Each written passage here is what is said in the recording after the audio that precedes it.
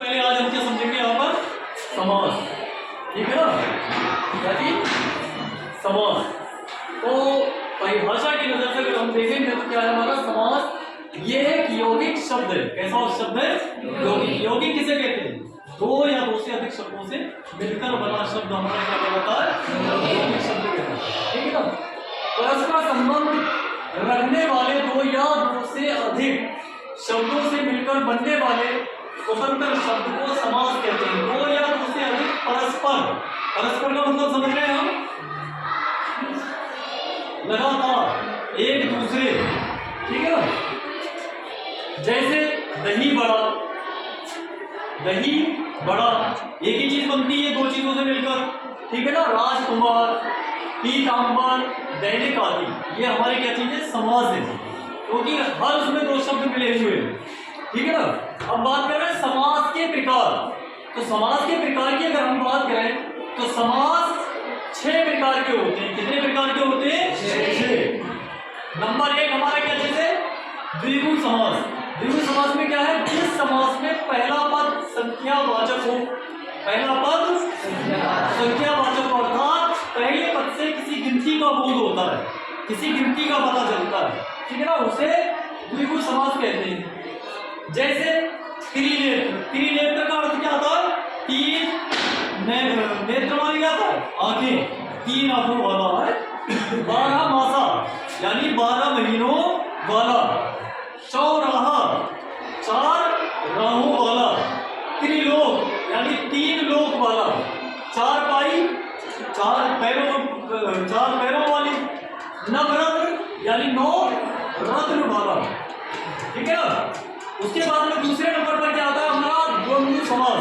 द्वंद्व समास में क्या है? जिस समास में दोनों पद प्रधान हो, दोनों पद प्रधान हो अर्थात समान हो, उसे द्वंद्व समास कहते हैं।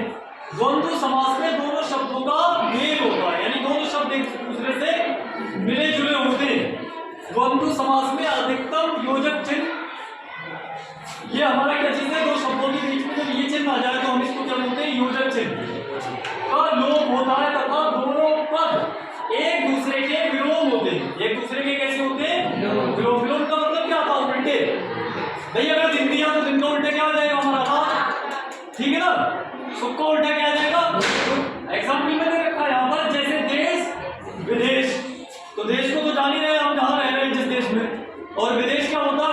मतलब कोई दूसरा मुल्क।